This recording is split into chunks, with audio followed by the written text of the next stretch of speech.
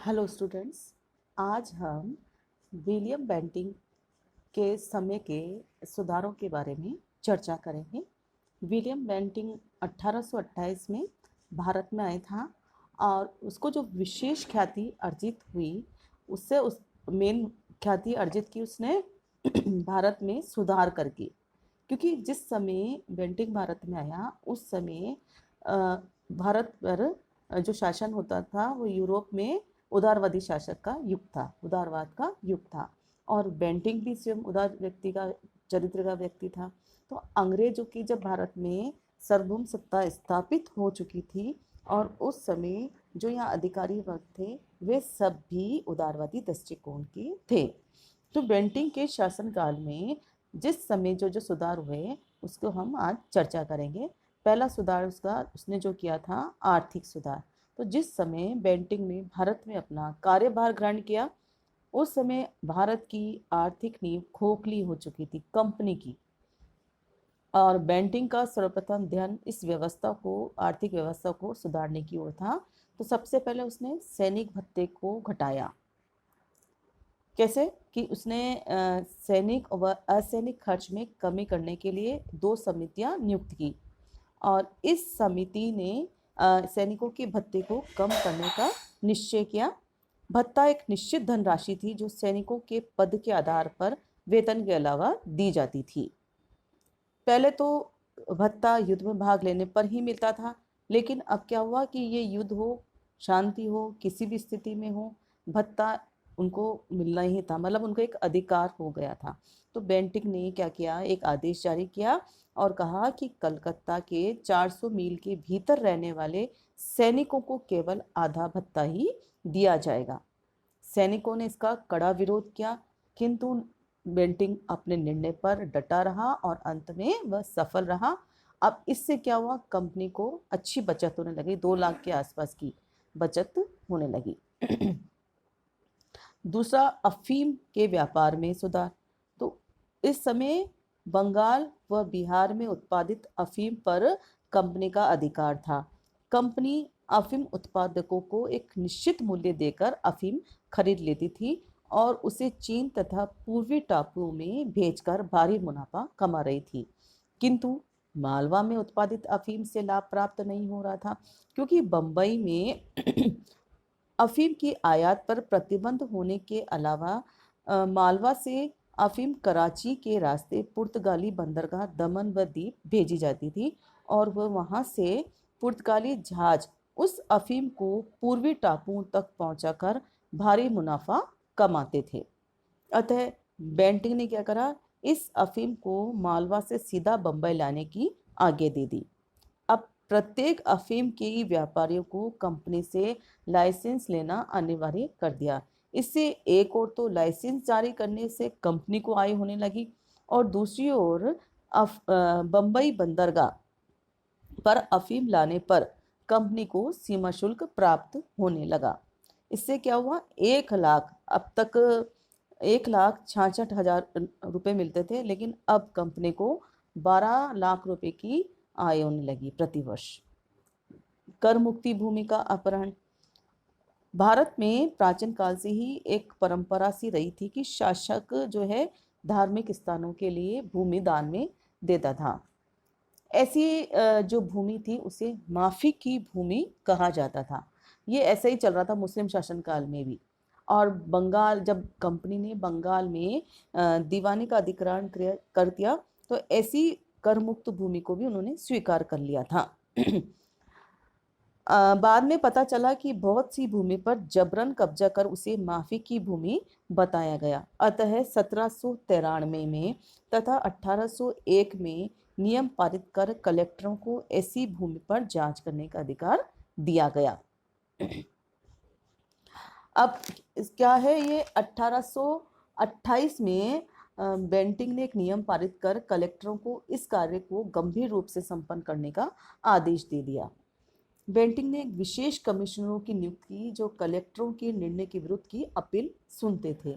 तो जिन मालिकों ने ये तर्क दिया कि भूमि अत्यंत प्राचीन समय से अनुदान में दी है और उनके दस्तावेज खो गए हैं, उनके तर्क को स्वीकार नहीं किया गया और उनकी भूमि को जब्त कर लिया गया। ऐसा करने से सरकारी कोष को 30 लाख रुपए वार्षिक की आय होने लगी। इसके बाद भू राजस्व संबंधी व्यवस्था में देखें उसने क्या क्या सुधार किए कि कंपनी ने कुछ अवध के तथा कुछ सिंधिया के क्षेत्र लेकर उत्तर पश्चिम सीमा प्रांत का निर्माण किया था, किंतु यहाँ अभी तक भू राजस्व व्यवस्था स्थापित नहीं हो पाई थी कुशल। तब लॉर्ड वेलेज़ली ने यहाँ पंचवर्षीय बंदोबस्त लागू किया, लेकिन उसका भी परिणाम अच्छा नहीं निकला। तब बेंटिंक ने इलाहाबाद के राजस्व मंडल के सदस्यों से बातचीत की और भूमि के सर्वेक्षण कर पैमाइश करवाई और भूमि से संबंधित रिकॉर्ड तैयार किया, और उसके बाद उसने भू राजस्व की अवधि 30 वर्ष निश्चित कर दी। और यह 30 वर्षीय समझौता या रेयत के साथ जमींदारों के ग्राम समुदाय के साथ किया गया था। बेंटिंक ने यह भी नियम पारित किया कि राज्य की मांग बहुत अधिक न बढ़ाई जाए और लगान केवल सामान्य रीति से ही बढ़ाया जाए। इस संबंध में राज्य और रैयत दोनों को लाभ हुआ, और इससे एक और राज्य की राजस्व में वृद्धि हुई और दूसरी ओर लंबी अवधि तक राज्य की मांग के बारे में निश्चिंतता होने से किसान अपनी भूमि का विकास कर अपनी आय में भी वृद्धि कर सकते थे। तो ये थे बेंटिंक के आर्थिक सुधार, और इन सुधारों से कंपनी को पुनः दृढ़ता प्राप्त हुई थी, और इस सुधारों का परिणाम ये निकला कि 1833 के चार्टर एक्ट के बाद कंपनी का अस्तित्व बना रहा, अन्यथा इंग्लैंड ने तो ये मांग की थी कि कंपनी को ब्रिटिश ताज के अधीन कर दिया जाए। अब हम प्रशासनिक सुधारों को देखेंगे।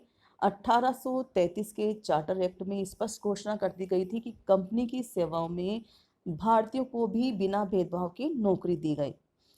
बेंटिंक के पूर्व के जो लोग थे उनको तो विश्वास नहीं था, क्यों, लेकिन इसने क्या करा, यूरोपियन को नौकरी देना कंपनी के लिए खर्चीला सिद्ध हो रहा था इस समय। तो इस समय भारतीयों में बेरोजगारी भी बढ़ रही थी, और अंग्रेजी शिक्षा के प्रसार के कारण कंपनी में क्लर्क आदि पदों पर बहुत सारे भारतीय उपलब्ध हो रहे थे, तो कम वेतन पर ये काम करने के लिए तैयार थे। अतः बेंटिंक ने इनको प्रशासन में नियुक्ति देना प्रारंभ कर दिया। फलस्वरूप क्या हुआ, कंपनी के खर्चों में कमी आ गई और भारतीय भी संतुष्ट हो गए। इसी तरह बेंटिंक ने न्यायिक सेवा की 3 श्रेणियां स्थापित कर उनमें भारतीयों को भी नियुक्त कर दिया, और सबसे जो ऊंचा पद था सदर अमीन, उसका वेतन 750 रुपये मासिक रखा। और इसी तरह बेंटिंक ने जहाँ तक भी संभव हो सका असैनिक कर्मचारियों की नियुक्ति की और अनावश्यक कर्मचारियों की छटनी की। इससे कंपनी को वार्षिक व्यय में करीब 1.5 करोड़ रुपए की कमी आई। ये था उसका प्रशासनिक सुधार। अब न्याय प्रणाली में देखिए आप क्या सुधार किए। तो लॉर्ड कॉर्नवालिस के समय से बंगाल, बिहार, उड़ीसा को 4 डिवीजनों में विभाजित कर प्रत्येक डिवीजन में एक अदालत स्थापित की गई थी, जिसमें 2-2 जज होते थे, और इसके अलावा 4 प्रांतीय अपील न्यायालय भी थी। इस व्यवस्था में अनेक दोष थे। तब बेंटिंक ने क्या करा, एक कानून पारित करा और एक मजिस्ट्रेट को 2 वर्ष के लिए सश्रम कारावास की सजा देने का अधिकार दिया गया, और इसके विरुद्ध अपील सिविल न्यायालय में की जा सकती थी। 1831 में कानून पारित कर कलेक्टरों को लगान संबंधी मामले निपटाने का अधिकार दिया गया, और इसकी अपील सिविल न्यायालय में की जा सकती थी। इसी वर्ष बेंटिंक ने जिला एवं सत्र न्यायालय स्थापित किया, और 1831 में एक नियम द्वारा प्रतिष्ठित भारतीयों को सदर अमीन के पद पर भी नियुक्त किया, जो जिला व शहरी न्यायालय के विरुद्ध अपील सुन सकते थे। न्यायिक क्षेत्र में किसी भारतीय को दिए जाने वाला यह सदर अमीन का सर्वोच्च पद था।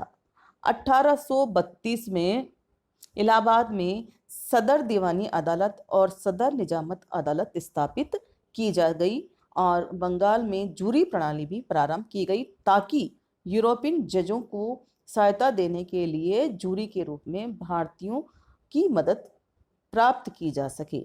1832 के एक नियम में यह भी कहा गया था कि कोई यूरोपियन जज किसी मामले को प्रतिष्ठित भारतीयों को पंचायत के पास भेज सकते हैं, और वह पंचायत मामलों जांच कर रिपोर्ट जजों को भेजेगा।